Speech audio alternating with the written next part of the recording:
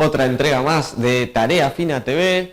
Hoy voy a estar conduciendo el programa y le mandamos un saludo a Gonza, que no pudo venir hoy, se le complicó.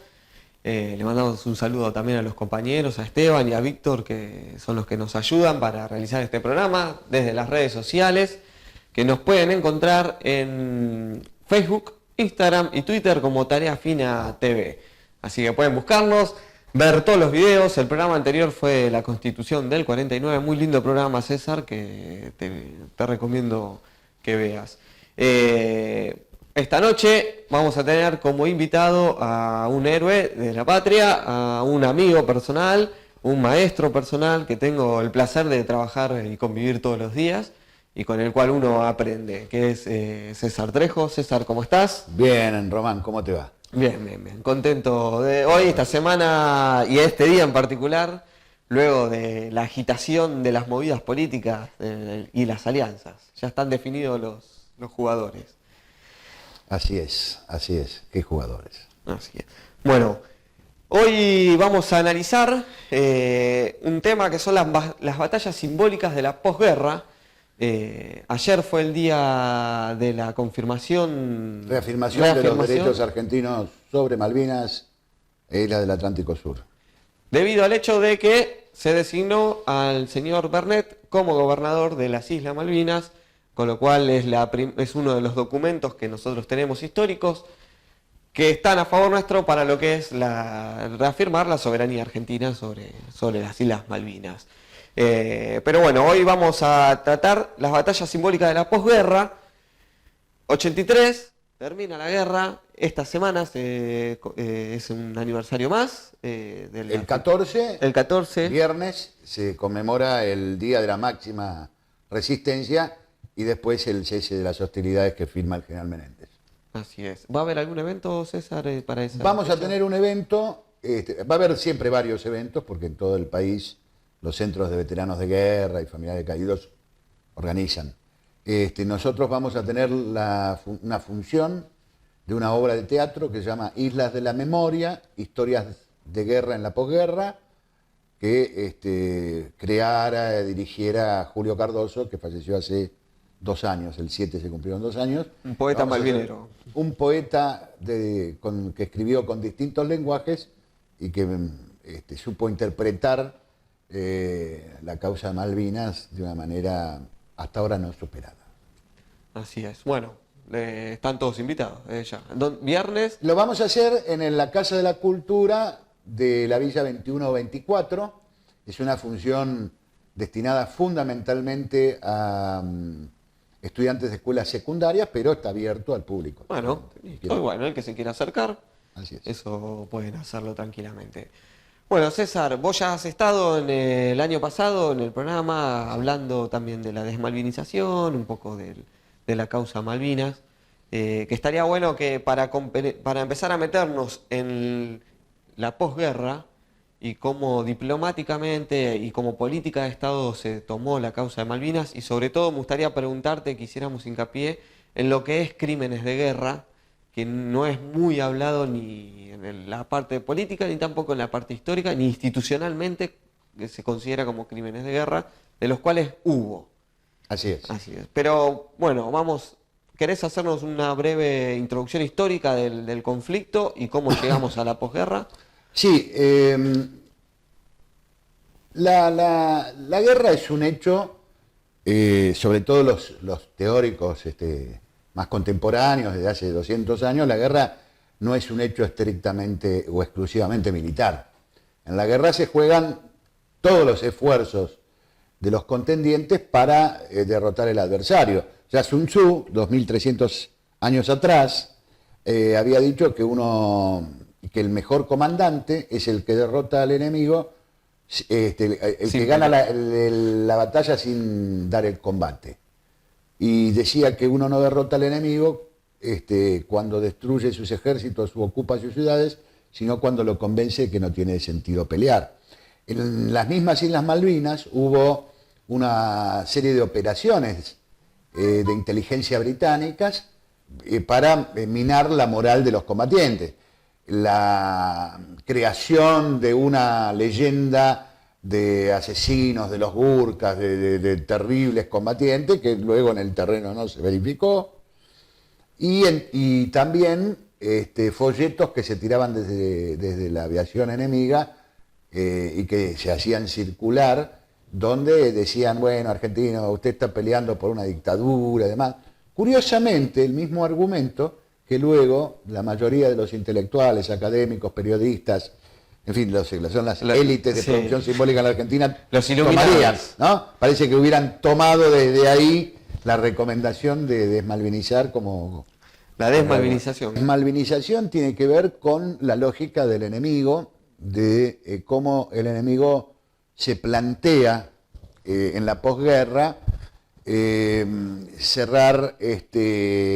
tratar de ir cerrando las heridas más fuertes y mantener obviamente el statu quo, da una batalla en el campo simbólico y obviamente para apropiarse luego a través de concesiones que le va dando la dirigencia argentina en esta larga posguerra, de los bienes naturales, de los recursos y lo que ahora estamos asistiendo en el presente, de cómo se han apoderado de herramientas económicas que son estratégicas para el pueblo argentino y que, por ejemplo, en la Constitución de 1949 no se podían haber tocado de la manera en que se está tocando, como la propiedad del subsuelo, los minerales, los recursos energéticos, los recursos ictícolas, etcétera, que están prácticamente siendo depredados y apoderados por parte de las corporaciones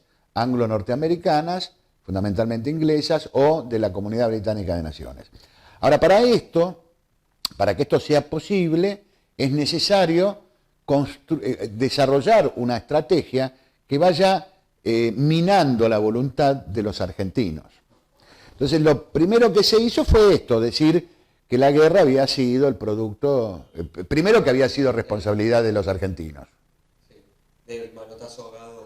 El manotazo de ahogado del general borracho para perpetuarse en el poder, pero esto implicaba, digamos, culpar a la Argentina, culpar, aunque sea al gobierno dictatorial, culpar a la Argentina. Y en ningún registro oficial queda claro de que Argentina es el agresor. No. Pero si nosotros actuamos institucionalmente como si fuésemos agresores. Últimamente sí, a partir, digamos, de un tiempo a esta parte, pareciera que nos han convencido a nuestros dirigentes de que Argentina es el país agresor.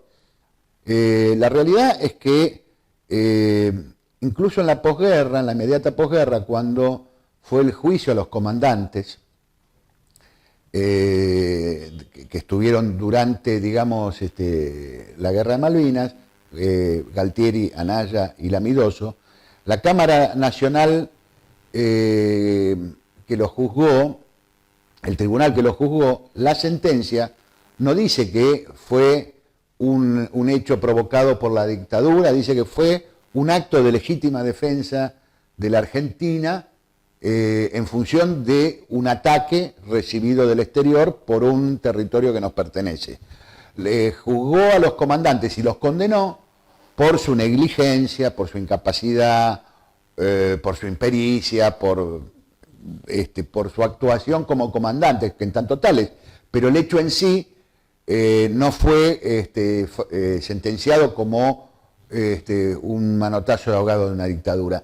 Sería muchos años después, alrededor del 2009 y 2010, cuando algunos tribunales inferiores, el caso del Juzgado Federal de Río Grande y la Cámara Federal de Comodoro Rivadavia, en función de lo que vamos a hablar hoy fundamentalmente, que son el tema de la pretensión de algún centro de combatientes con fuerte aparato cultural y político y mediático detrás, quisieron convertir los abusos cometidos, que existieron por algunos oficiales o suboficiales, en crímenes de lesa humanidad, como se había caratulado y se caracterizó a los hechos, a los delitos y crímenes cometidos por imperio del terrorismo de Estado.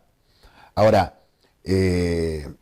solamente ahí, pero luego los tribunales superiores, Cámara de Casación Penal y la Corte Suprema de Justicia de la Nación dijeron que no eran crímenes de lesa humanidad, y desbarató toda esa serie de argumentos que parecieran que hubieran sido, y yo creo que lo fueron, elaborados por la inteligencia británica y no por operadores argentinos, porque encuadra perfecto. Para la excusa británica de la defensa. Ellos Claro, porque cuando es como un ardid para cambiar el enemigo, o sea, si ya los argentinos veníamos con luchas intestinas, fratricidas, que tienen todavía secuelas hasta hoy, pretender, digamos, convertir ese conflicto con una potencia extranjera, que un conflicto que viene del fondo de la historia argentina, querer convertirlo en una prolongación de un conflicto interno con un enemigo interno, estamos evidentemente errando el vizcachazo, pero eso es sorprendente, la hegemonía que tiene en todo el aparato mediático, cultural, académico en la Argentina. Es decir, no en los sectores populares, pero sí en los sectores medios, en las élites culturales y de producción simbólica en general. Esa versión es la que de alguna manera ha hecho absoluta hegemonía sobre la opinión general de todo el sistema, ¿no? Ahora, hay dos hechos que se van de alguna manera sucediendo cronológicamente en la posguerra. La primera es la voluntad clara, decidida, expresada, publicada, escrita, secreta, pero nosotros, o discreta, pero que nosotros hemos pedido develar con documentos incluso del Foreign Office, que es la voluntad británica de trasladar los cuerpos de los soldados argentinos apenas terminada la batalla de 1982. Sacarlos del cementerio y llevarlo al continente. Sí. Y ojo con utilizar la palabra repatriar, porque... Bueno, la palabra que ellos siempre usaron es repatriar, at home, digamos, que sería volver a casa. Volver a casa, repatriar. Ellos han utilizado siempre... Eso para vos es una de las batallas simbólicas que tenemos acá en la posguerra. Una de las batallas humanas, sí. Porque estamos hablando de compañeros, restos de compañeros que murieron, o sea, tiene un aspecto humano muy sensible para las familias. ¿Y la voluntad de las familias es considerada en esto? Bueno, la voluntad de las familias es el único argumento sólido que tiene el pueblo argentino para haber impedido que eso no se consumara. Porque todo lo demás, lo institucional, apenas terminada la guerra, ¿qué hacen los británicos? Recogen a nuestros compañeros que estaban sepultados en distintos lados, sobre todo en los campos de batalla, en fosas que se habían improvisado, claro. Fosas comunes que se habían ido improvisando. Los primeros muertos, antes de que comenzara estrictamente la batalla, que vinieran ya los británicos, que llegara la flota, los primeros muertos fueron trasladados al continente, el caso Giaquino, etc. Después hubo algunos que fueron enterrados en el cementerio, en el viejo cementerio en Puerto Argentino, lo que ellos llaman Stanley, había un pequeño cementerio. Pero después, en el fragor de la batalla, la mayoría de los compañeros se iban improvisando fosas comunes y demás. ¿Qué hicieron los británicos? Lo primero que hicieron los británicos es exhumar los cuerpos y enterrarlos en un solo lugar en el cementerio de Darwin. Ahí ya empezaron errándole el vizcachazo porque lo que dicen las convenciones de Ginebra, todo esto está de alguna manera escrito porque han habido muchísimas experiencias de guerra y bueno. Hay pronunciamientos sobre esta... Las convenciones de Ginebra dicen que el trato a los soldados caídos, a los fallecidos del bando adversario, primero hay que preguntarle al país qué quiere hacer, al país de los cuales son esos muertos, o sea, deberían habernos preguntado a nosotros, cómo querían enterrarlos y demás. Si a los 5 años el Estado de ese país no responde, entonces sí se puede proceder al traslado, reenterramiento, exhumación y vuelta, inhumación. Sí. O sea, ya lo hicieron mal. ¿Ya estaban restauradas las relaciones diplomáticas? No, durante todo ese periodo, el restablecimiento de las relaciones bilaterales entre Argentina y el Reino Unido de Gran Bretaña se hizo el 19 de octubre de 1989 con la firma la primera declaración conjunta en Nueva York, y el representante que firmó por la Argentina fue el embajador Lucio García del Solar, por órdenes del recientemente elegido presidente Menem en ese momento. Ahí se restablecieron las relaciones. Durante todo el periodo del último año del gobierno militar y el primer periodo de Raúl Alfonsín no se restablecieron. Hubo muchas gestiones por restablecer, pero no. Y es ahí cuando se restablecen las relaciones bilaterales que se pone una cláusula tercera. Dice, bueno, primero se pone el paraguas de soberanía, el famoso paraguas, se restablecen las relaciones bilaterales, consulares y de embajada, o sea, las relaciones plenas. Y el tercer punto es que las dos partes se inhiben en reclamar a la otra por los hechos ocurridos durante la guerra. Una cosa que en realidad es raro porque... ¿Ellos qué nos podrían reclamar a nosotros?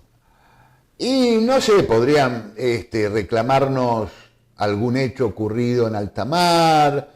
La realidad es que la Argentina fue en ese sentido muy respetuosa. Sí. Cuando se toman las islas, cuando se recuperan las islas el 2 de abril, la orden explícita era no derramar sangre del adversario. Por eso la actitud de Giaquino y de los otros, y de Busser y de todos los demás, era dar su sangre, pero no infligirla al enemigo. De hecho, no hubo ni un enemigo muerto. Por lo tanto, y a nosotros, cuando estábamos en las islas, había un cordón de policía militar para que los soldados que estábamos desplegados en distintas partes del territorio no pudiéramos acceder libremente a Puerto Argentino, a tal punto que nos empezó a costar enviar cartas, hacer llamados, adquirir productos comestibles en el pueblo, claro, porque teníamos un cordón militar, de policía militar propia, para que no pudiéramos hacer nada contra las personas o los bienes de los isleños.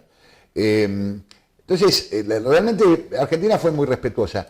Y los británicos... Ahora ya ¿y nosotros qué perdimos de reclamar? Bueno, ahí nosotros perdimos de reclamar muchos hechos. Algunos de ellos estaban ya, uno en particular, constaba en el informe oficial que el ejército argentino redactó un año después del conflicto, en 1983, y en los anexos está un acta de protesta de varios oficiales argentinos, Gómez Centurión, Adjigogovich, Gopsevich Canevari, el mayor Frontera en ese momento, una serie de oficiales que presenciaron un tema que es considerado un crimen de guerra, porque a soldados del Regimiento 12 que se habían rendido antes del último día, porque los había sobrepasado el enemigo británico, fueron tomados prisioneros y les obligaron a realizar, bajo amenazas,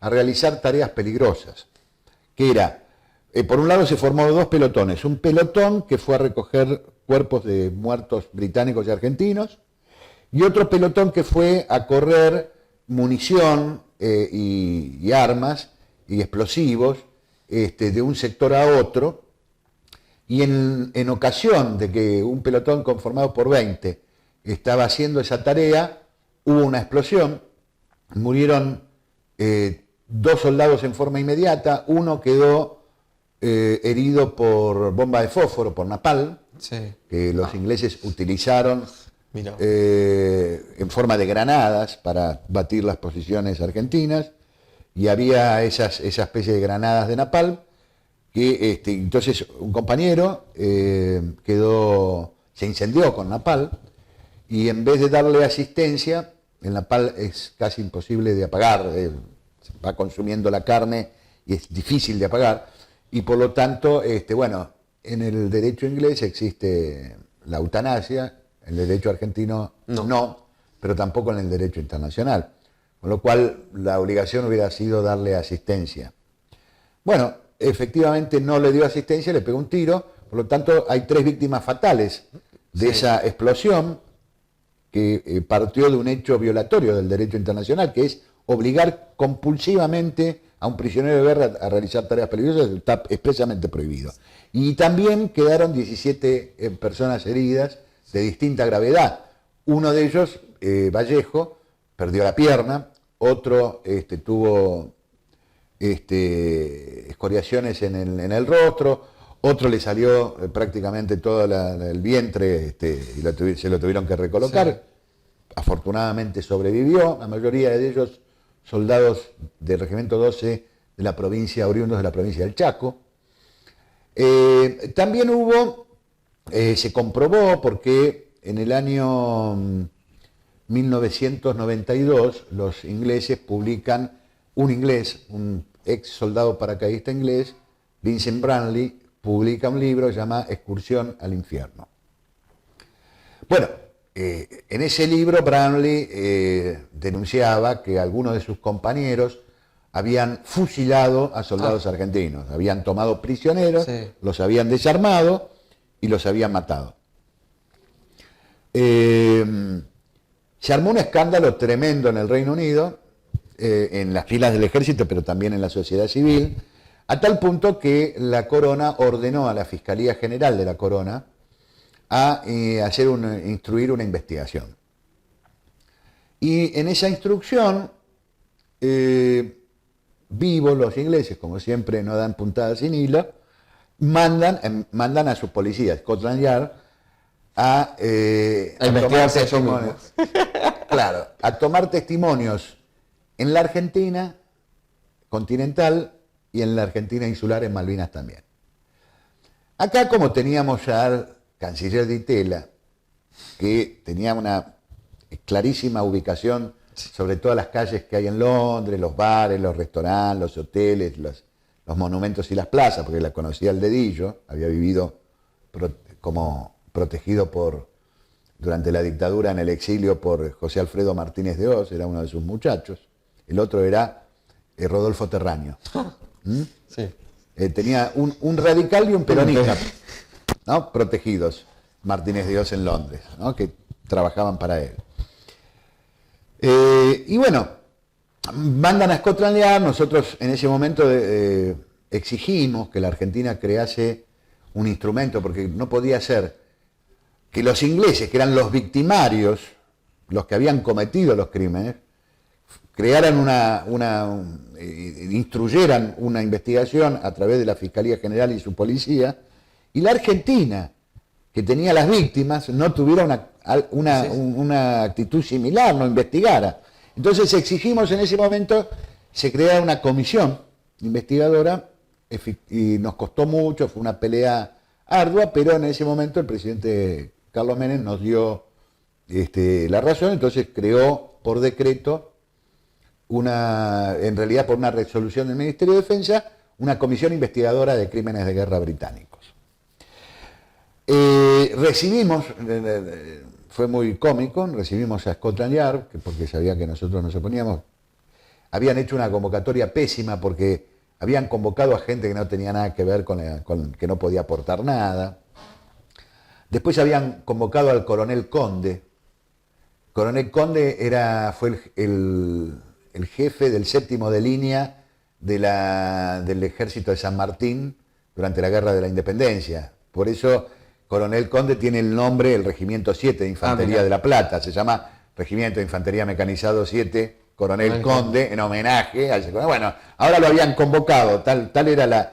Y entonces nosotros hicimos, con un poco de sorna, dijimos, bueno, llegan los botones de la reina, hicimos comunicados por el estilo que fueron publicados, y dijimos que en realidad no venían a investigar, venían a hacer un simulacro de investigación, porque los ingleses, a diferencia de los norteamericanos, guardan las formas. Los yanquis dicen, no, bueno, guerra preventiva, voy con todo, y bueno, que no me juzga nadie. Primero tiro y después pregunto. Primero tiro y después pregunto. Pero los ingleses también primero tiran, después preguntan, pero quieren después acomodar los papeles de tal manera que quede muy desprobado. César, volviendo a esto, vos decís que el Estado argentino tomó la decisión de no investigar ni lo de ellos ni lo nuestro. Eso es una de las cláusulas. Sí. Porque nosotros estamos apuntando a que el programa también tenga una especie de conciencia de militancia política, y uno de los temas centrales de la militancia para nosotros tiene que ser la cuestión Malvinas, porque es un faro, es un eje que te puede saber plantear en qué pie están, en qué lado están tus pies, si estás en lo antinacional o estás en los intereses nacionales. Vos podés elegir en dónde estar, y Malvinas es un gran factor para saber en dónde estar parando. El sector político, ¿no hubo nadie que dijera, muchachos, esto es traición a la patria? Digo, esto es entregar determinadas cuestiones al enemigo y que no se investiguen determinados crímenes, digo, siendo los que perdimos la guerra. Me parece que no era algo como a favor a la patria. No hubo nadie, ningún sector que cuestionara esto. Lo que pasa es que, evidentemente, yo tengo una explicación. Creo que la explicación es que la mayor parte de la dirigencia argentina compró la idea de nuestra derrota, la hizo suya, y de alguna manera se aplica lo que el teórico Carlos Escudé, hombre que también reviste en las filas de Su Majestad Británica, pero muy lúcidamente, dijo cuando escribió, 2 años después de la Guerra de Malvinas, su famoso libro del realismo periférico. Es una teoría que dice que en realidad los argentinos y otros países que no somos potencias, tenemos que aceptar en forma realista nuestro carácter periférico, nuestra debilidad, y que a partir de esa debilidad nosotros tenemos que situarnos en el mundo y negociar con los poderes hegemónicos, siendo, digamos, de alguna manera no contradiciendo sus grandes intereses estratégicos, no poniéndonos a las grandes potencias, y ahí, por ahí, podemos sacar una ventajita, alguna oportunidad de tener algún negocio dentro del gran negocio mundial. En el reparto nos puede tocar algo, digamos. Ese sería el realismo. Es decir, la teoría del buen esclavo, que creo que ha impregnado el espíritu y la cabeza y el corazón de la dirigencia política argentina. Y en realidad creo que hay un proceso de selección al revés, que es, si no está impregnado de ese espíritu de derrota, no puede ser candidato. Claro. O sea, si no traicionó, no puede ser candidato. Esta es la... Sí. Porque todos han hecho de alguna manera, si uno lo ve en una perspectiva macro, el plan anunciado el 2 de abril de 1977 por José Alfredo Martínez de Hoz, los lineamientos generales del proceso de reorganización nacional, triunfaron. Y ninguno de los gobiernos democráticos hasta la fecha lo ha puesto en duda, porque hay leyes fundamentales. Por ejemplo, la ley de entidades financieras. Nadie la tocó. Entonces, cualquier circunstancial político que arriba al sillón presidencial, no voy a decir la palabra, el nombre, infame de Rivadavia, ¿no? Porque es el primero. El problema que el primero que nos endeudó y nos subordinó al Imperio Británico. Pero bueno, se sientan e inmediatamente, ¿cómo puede ser que tengan y designan un ministro de Economía que libremente puede empeñar, subordinar la política económica durante décadas con contraer deuda que la Argentina no necesita contraer deuda? Nunca necesitó la Argentina. No es un país que necesite de inversiones extranjeras o de empréstitos o de créditos internacionales. Se hace eso para subordinarla. Entonces, y ahí el tipo que contrae la deuda, además, se lleva un porcentaje. O sea, le pagan 0,5, 0,8, que Sí, en sí. 10.000 millones de dólares o en 60.000 millones de dólares es una fortuna. Es una fortuna, sí. Puede vivir él y Y su 3 familia. generaciones más. ¿No? Bueno, esto es increíble. Es increíble que hayamos perdido la soberanía, y que no hayamos podido revertir esto, y que además cualquier diferendo, la Argentina tiene que ir a tribunales internacionales. O sea, cuando aceptamos ir al CIADI o cuando aceptamos jurisdicciones extranjeras para defender temas que son negocios o temas que se desarrollan en el campo meramente nacional, ¿por qué tenemos que ir a un al otro estado de estado, Nueva sí. York, al Porque un juez de Nueva juez York? de otro país va a decidir los destinos nuestros. Bueno, ¿Dónde está la soberanía? Bueno, eso nadie lo tocó. Es más, a partir de que se firmó, todo el mundo acató y nadie lo revió. Bueno, lo mismo la cláusula de impunidad de los crímenes de guerra británicos cometidos en Malvinas. Esa cláusula está plenamente vigente. Mientras esa cláusula esté plenamente vigente, la verdad No es va a que haber no hay justicia. nada, salvo una sola ocasión que a partir de la Constitución de 1994, los particulares damnificados, no solo el Estado, sino los particulares damnificados, es decir, los familiares de los caídos, los tripulantes sobrevivientes del crucero Belgrano, las familias o este compañero Vallejo, Sí. que le falta una pierna, pero pueden ir a litigar. El problema es que ir a litigar fuera, si no hay con un apoyo Bueno, igual es, consular sí. o empresarial, es imposible, Es porque imposible, los costos, ya pagar un pasaje aéreo, un abogado en el Reino Unido, O sea, un abogado en Europa cuesta ¿Querés justicia? en euros. Bueno, entonces, Ponela. exactamente. Ahí está la jurisdicción y está la posibilidad, pero la gente no tiene los recursos para hacerlo. Y esta es la limitante. Esa podría ser, si el Estado argentino ha renunciado a ir al tribunal, la Corte Internacional de Justicia de La Haya, que es el tribunal de alzada, digamos, respecto a las convenciones de Ginebra y sus protocolos adicionales. Si el Estado argentino ha renunciado, queda esa posibilidad. Ahora, si no hay apoyo consular y no hay apoyo de otros sectores como para que los familiares lo puedan hacer, nunca va a encontrar justicia. César.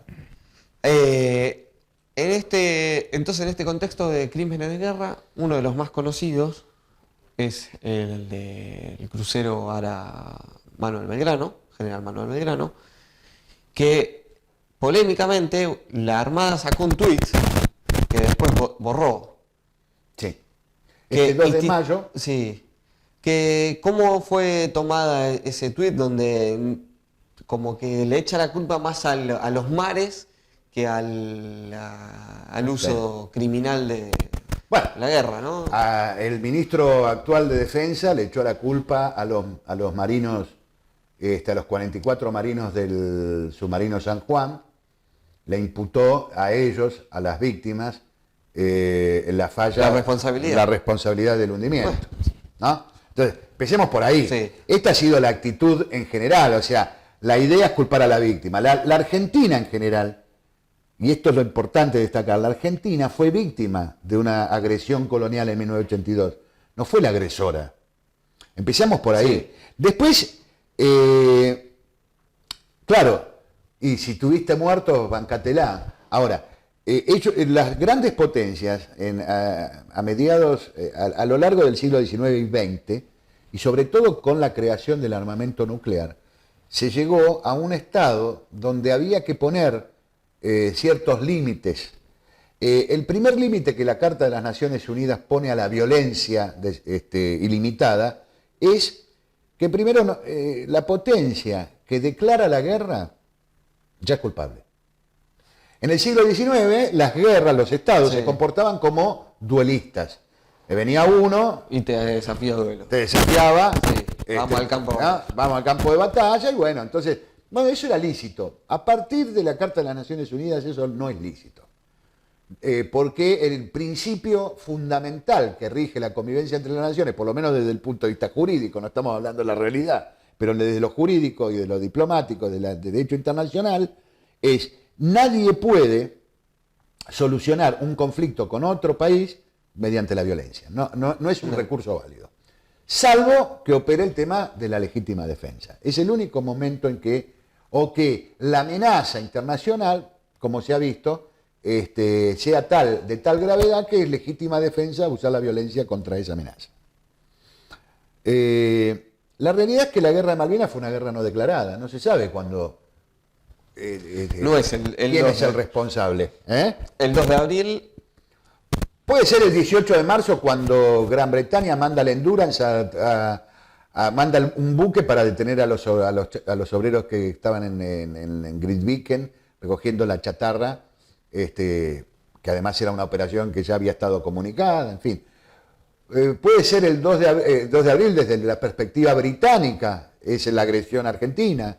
Puede ser el 1 de mayo, el momento en que se empezó a abrir el fuego por parte de los británicos, o puede ser el 2 de mayo con el hundimiento del Belgrano, que hacía imposible desescalar el conflicto. Entonces, esa es una discusión que no está cerrada por el uso de la fuerza y por la hegemonía cultural británica sobre nosotros. Lo que nos quieren convencer a nosotros, y lamentablemente nuestras élites han sido dóciles en tomar como explicación de la guerra la versión británica. Los británicos desde el principio quisieron trasladar los restos para borrar todo vestigio. Y hay cartas que nosotros disponemos, las vamos a publicar, del Foreign Office, donde dan cuenta de eso. Hay un secretario, John Cranley Onslow, en el 83, que en una carta que le dirige al padre de un caído, Isaías Lenin Jiménez, le dice: nosotros estaríamos muy complacidos de que usted siguiera las gestiones para que se trasladaran los restos. Están dispuestos, ya lo hemos enterrado de manera tal que puedan ser rápidamente exhumados y trasladados al continente. El problema es que durante el primer gobierno democrático de Alfonsín, que se hicieron gestiones para ese traslado, hubo como una especie de búsqueda de opinión. Fueron a muchos familiares de caídos, muchas madres, muchos padres, preguntarles si les gustaría recibir los restos.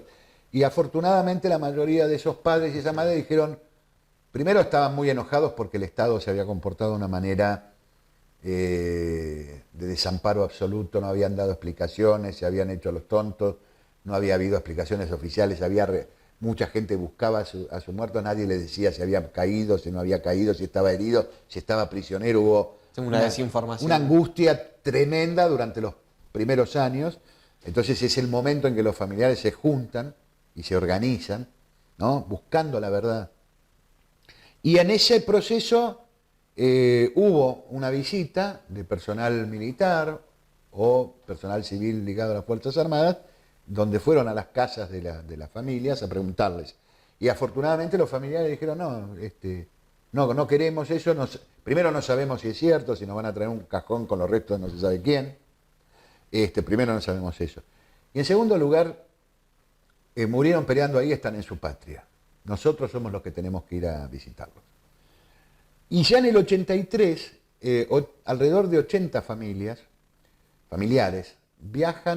intentan viajar sin permiso de la Argentina y sin permiso de los británicos en un buque que se llamaba Isla de los Estados, Lago Lácar, en el buque Lago Lácar, tratan de viajar, se arma un escándalo bárbaro porque los ingleses amenazan que lo van a hundir. La Cruz Roja no respondió, la Argentina menos, todavía era el gobierno militar, y no pueden llegar por casi según del buque, la inclemencia, entonces tienen que volver. Pero ya los familiares estaban manifestando cómo querían construir su duelo, a través de la presencia de ellos en los campos de batalla y en el cementerio donde estaban enterrados sus hijos. Y tanto es así que persistieron hasta que en marzo de 1991, 8 años después, mucho tiempo en la primera posguerra, ahora en la perspectiva poco, logramos, porque también fuimos parte nosotros en la gestión, el primer viaje a Malvinas en marzo de 1991, donde viajaron 340 familias, con la mediación de la Cruz Roja Internacional. Recuerdo que bueno, hubo muchas restricciones porque era un avión de aerolíneas, pero se tuvo que borrar los colores de la Argentina, a los familiares les revisaban. Siempre todo con eso, condiciones, ¿no? Sí, todo eso está registrado Sí. claramente en Locos de la Bandera, la película de Julio Cardoso, filmada en el 2004, que testimonia todo ese proceso de construcción del duelo.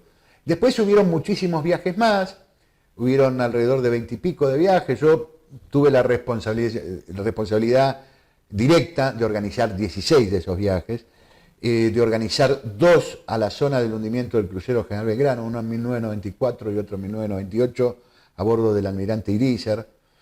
Y ahí, de esa manera, y de la manera en que el pueblo argentino fue conmemorando, homenajeando, poniendo nombres de plazas, de calles, de escuelas, de barrios, De aulas. de aulas, de todo tipo de homenajes, de abajo hacia arriba hubo como un proceso de construcción del duelo a las familias.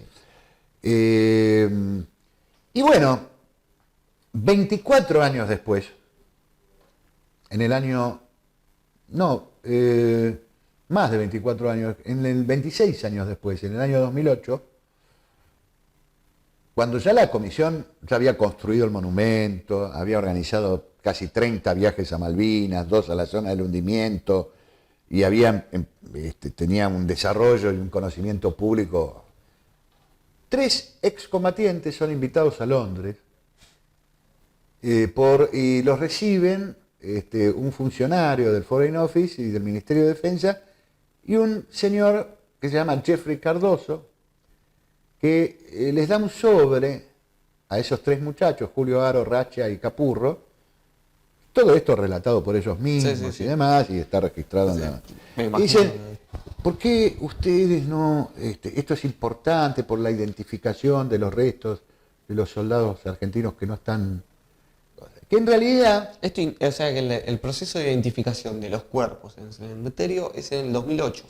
En el 2008 comienza la operación británica, porque los británicos anteriormente en sus documentos habían dicho que querían trasladar los restos, pero que ellos veían que no había las bases de que podía, sobre todo en el último gobierno militar, un gobierno con bases legales prometería mejores condiciones para lograr el traslado de los restos.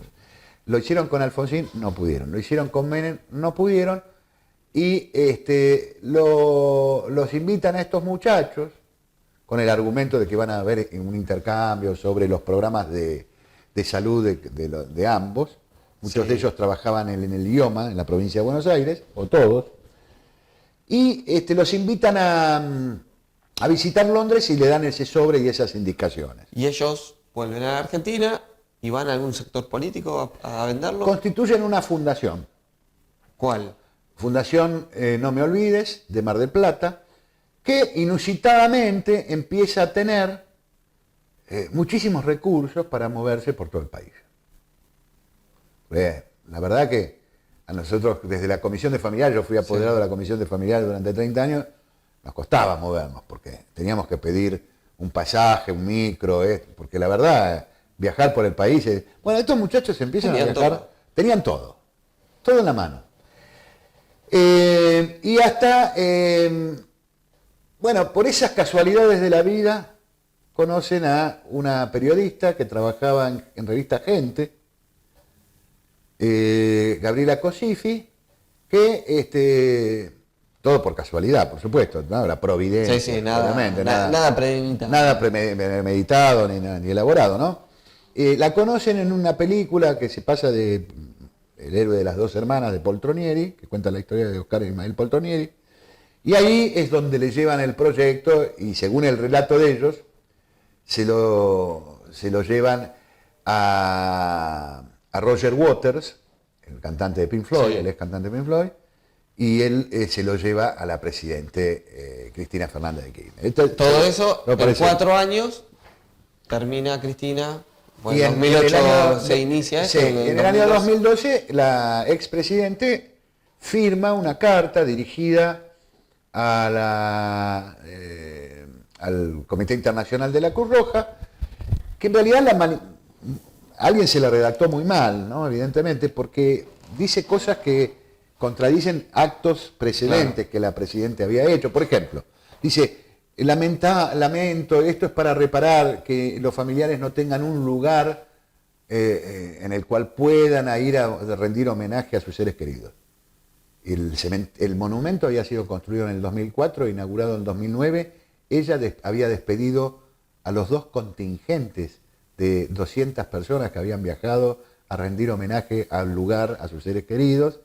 Ella había, con un decreto, declarado lugar histórico y cementerio de guerra el cementerio de Darwin, al lugar que ella estaba negando en esa carta. Es decir, que hubo una mano extraña en la redacción de esa carta. Es evidente que alguien malinformó en su momento a la presidenta, y la presidenta tomó la decisión de mandarle esa carta y convocar a la Cruz Roja cuando tampoco era necesaria la Cruz Roja. La realidad es que había que dotar a esta, para mí, mega operación de inteligencia británica, en donde obviamente tocaban una cuestión sensible, porque es cierto que había muchas familias que querían ver en la tumba de su hijo el nombre grabado. Claro. Y saber, saber llorarlos, ¿no? Certeramente que estaba ahí. Habían encontrado a veces alguna solución, por ejemplo, adoptar una cruz, ponerle las plaquitas, que eso en algún caso generó alguna confusión. Habían adoptado eso y para saber, bueno, yo digo que estás acá, hijo, y te pongo ahí la plaquita en esa cruz que no tenía nombre. Y lo hicieron muchas familias. Después también había como un derecho colectivo, donde decían, bueno, pero puede estar acá, puede estar allá, puede estar más allá, pero acá está seguro, en este cementerio está seguro. ¿Cuántos llevan ya identificados? 113. ¿Y faltan?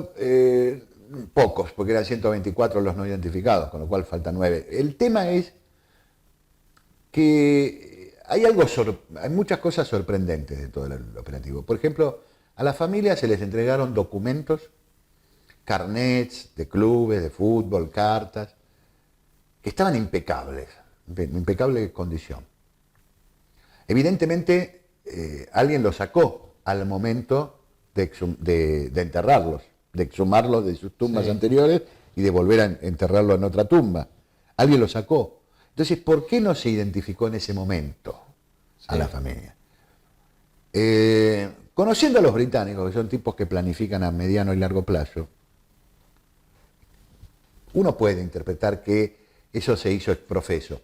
Que primero que tuvieron una enorme prisa por trasladar los restos de los campos de batalla al cementerio, eso no cabe dudas. Querían liberar el campo, eso sin duda. Pero ¿por qué no con esos documentos y con esas libretas y con esos carnets y con esas cartas que estaban en los bolsillos, por qué no los identificaron en ese momento? Claro. ¿No? Eso es evidente, esa es la primera cosa que hace mucho ruido, ¿no?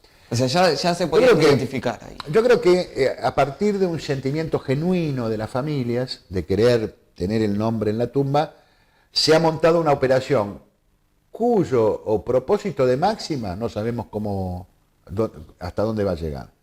Creo que por ahora son las familias las que están deteniendo ese proceso, que es el traslado de los restos. ¿Pueden tomar decisiones individuales o es una decisión del colectivo de familia? Es una decisión del colectivo de familias porque ya la doctrina internacional, incluso el acuerdo Forador y Duncan de septiembre del 2016, que tan lesivo está resultando para el interés nacional, pero que promovió el tema de las pericias, y luego lo que se llamó el plan de proyecto humanitario, contiene una serie de cláusulas donde de alguna manera reconoce a las familias el derecho a decidir y hay su última morada. Sobre eso, ¿no? Y yo creo que para los ingleses, que es el objetivo de máxima, se les ha puesto difícil por la voluntad de las familias. Ahora, lo que se han hecho desde el 2008 para acá es desnaturalizar todo este tema. Hace 11 años que vienen con el tema de las pericias, con esto, con el derecho a la identidad, mintiendo, porque nunca estuvo en duda el derecho a la identidad de los caídos. En los tres poderes del Estado, primero el Poder Judicial que escribió las actas de defunción a los 2 años de terminado el conflicto. Luego el Congreso de la Nación que los declaró héroes nacionales de la A a la Z. Hay incluso una discusión sobre 17 casos que no murieron en Malvinas, murieron en el continente, que el ejército los incluyó en la nómina, que están en esa nómina de 649, algunos dicen son 632, no 639, 49. Ahora, como sea, no hay ninguna duda de que todos tenían su identidad. Y además la recuperación, la construcción de la identidad es un proceso colectivo, no es un proceso individual, es un proceso social. Hace más por la identidad, por el nombre y la foto de un soldado caído en una escuela pública, para que lo conozcan los niños, las nuevas generaciones, que este tema del puramente físico o genético o biológico. Ahora, es cierto que las madres, muchas madres, sí, está bien. Ahora, detrás de esto vienen muchas mentiras, vienen muchas trampas. Por eso se premia, se intenta premiar a aquellos que han contribuido a esta necesidad que tienen los británicos de mostrarse como buenos muchachos, los buenos de la película, simpáticos. Sí. Han puesto a un embajador que es pura sonrisa, simpatía, que habla con todos los que quieren hablar con él, que habla de Harry Potter, que invita a la embajada, vean maestro de las relaciones públicas, para hacernos creer que ellos son buenos tipos, que son buena gente. La realidad es que mantienen una base militar con 4 componentes. Uno misilístico, una de la Fuerza Aérea Británica, una de la Armada Británica y un componente de radar gigantesco que está ubicado en donde era cerca de 2 Hermanas. Y cuyo radar es tan potente que es como la de los chinos en la base también de la Patagonia y que tiene la capacidad de vigilar a todo el continente sudamericano. Bueno, sí. Ahora, y que todos los años hacen ejercicios militares. Sí. Y que todavía no sabemos el grado de responsabilidad con el hundimiento del Ara San Juan, porque todavía es una hipótesis abierta.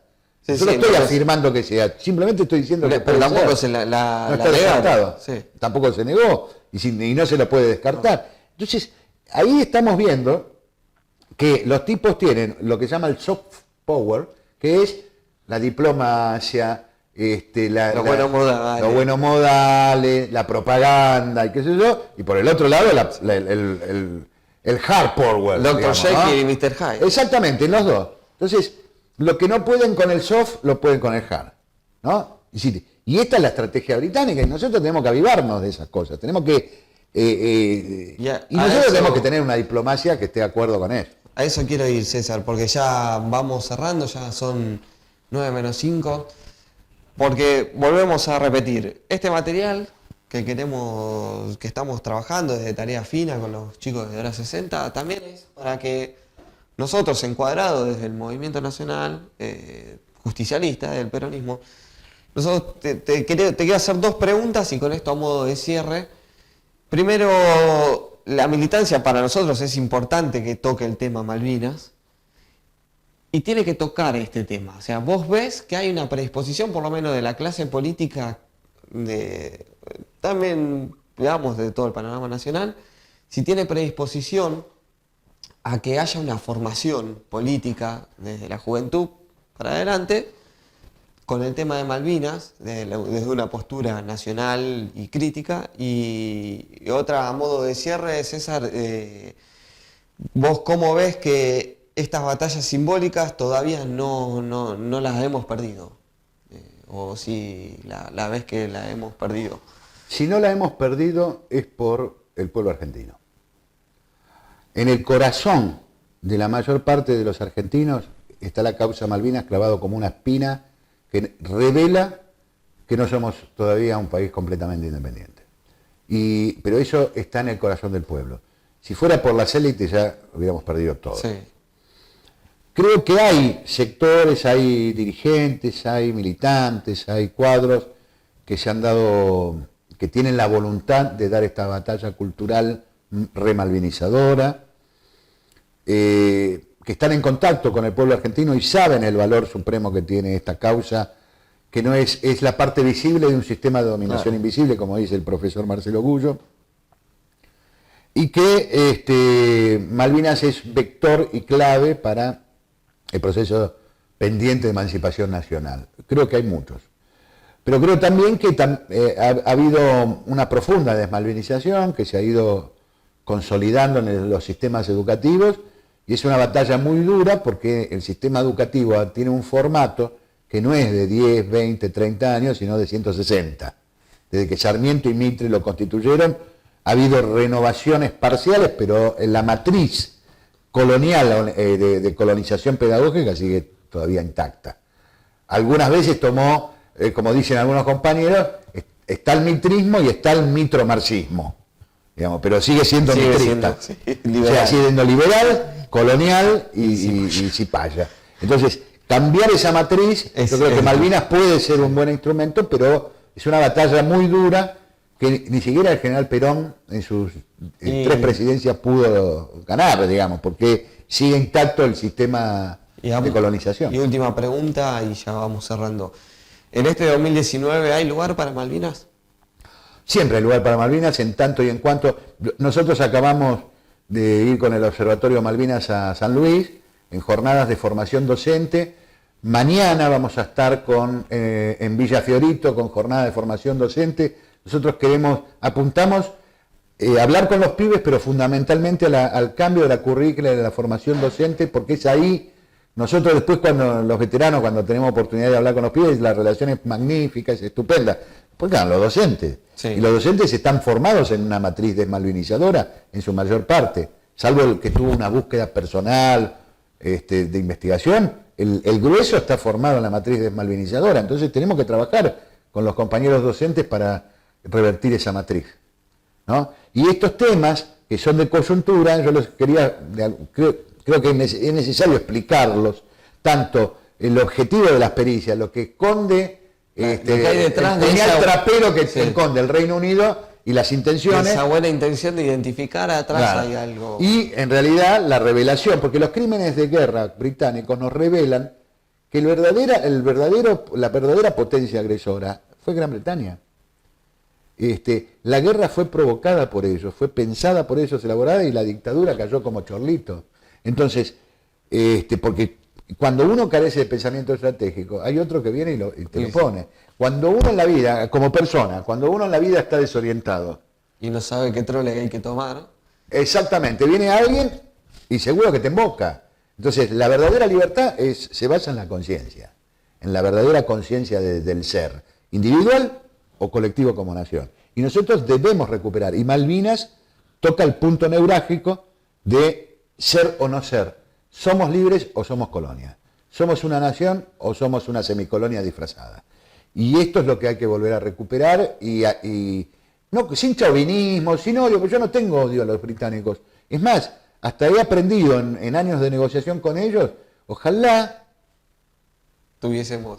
nuestra dirigencia tuviera la capacidad y la inteligencia que tienen los británicos para defender sus intereses y los nuestros para defender los intereses nacionales. Ojalá, sin odios. Es más, el pueblo inglés es un pueblo que nunca bancó el colonialismo, ni en Malvinas, ni en la guerra del Golfo. Las principales movilizaciones en Occidente, 4 millones de personas que terminaron condenándolo a Tony Blair a perder todo su glamour político, fue el pueblo inglés. O sea, no es ni contra el pueblo inglés ni contra los británicos, es simplemente son el enemigo, en tanto en cuanto no nos dejan ejercer nuestra libertad ni gozar de nuestros bienes.